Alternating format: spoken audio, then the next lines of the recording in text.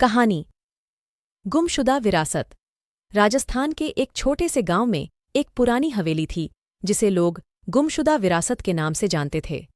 यह हवेली राजा विक्रम सिंह की थी, जो अपने समय के एक महान योद्धा और राजा थे। हवेली में कई रहस्य छिपे हुए थे और गांव के लोग कहते थे कि वहां राजा का खजाना छिपा हुआ है, पर किसी ने भी आज तक उस खजाने को ढूंढने की हिम्मत नहीं की। गांव के एक युवा अन्वेषक रवि ने हवेली के रहस्यों को सुलझाने का निश्चय किया। रवि ने अपने दादाजी से सुनी कहानियों के आधार पर हवेली की खोजबीन शुरू की। उसे यकीन था कि वह खजाने को ढूंढ निकालेगा। एक रात वह अपने दोस्त रमेश के साथ हवेली के अंदर घुस गया। हवेली के अंदर घुसते ही उन्हें चारों तरफ धूल और जाले दिखाई दिए। हवेली के अंदर का वातावरण बहुत ही रहस्यमयी और डरावना था। रवि और रमेश ने अपने टॉर्च का इस्तेमाल करते हुए हवेली की खोजबीन शुरू की। चलते चलते वे एक बड़े हॉल में पहुंचे, जहां दीवारों पर पुरानी चित्रकारी और राजा विक्रम सिंह के जीवन के चित्र बने हुए थे।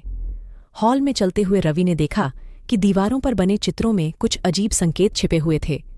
उसने ध्यान से उन संकेतों का अध्ययन किया और पाया कि वे संकेत खजाने की ओर इशारा कर रहे हैं। रवि और रमेश ने उन संकेतों का पीछा किया और वे एक गुप्त दरवाजे के पास पहुंचे।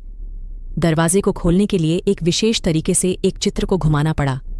दरवाज़ा खुलते ही वे एक गुप्त तहखाने में पहुंचे। तहखाने में कई पुरानी वस्तुएं और दस्तावेज रखे हुए थे।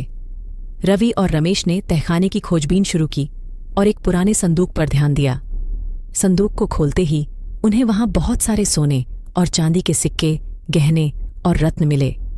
लेकिन सबसे महत्वपूर्ण, उन्हें एक पुरानी किताब मिली जिसमें राजा विक्रम सिंह की विरासत और उनकी सीखें लिखी हुई थीं।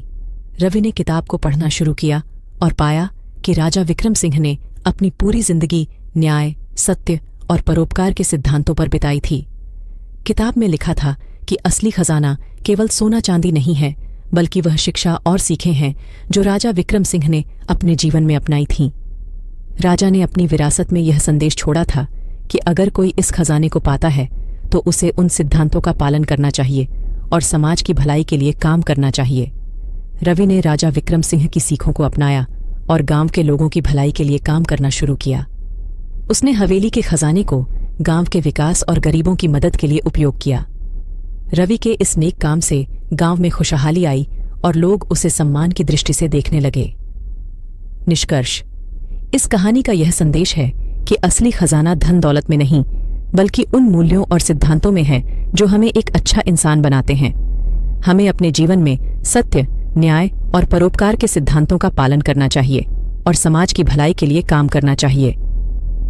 नैतिक शिक्षा: असली खजाना धन दौलत में नहीं, बल्कि सच्चाई, न्याय और परोपकार में है।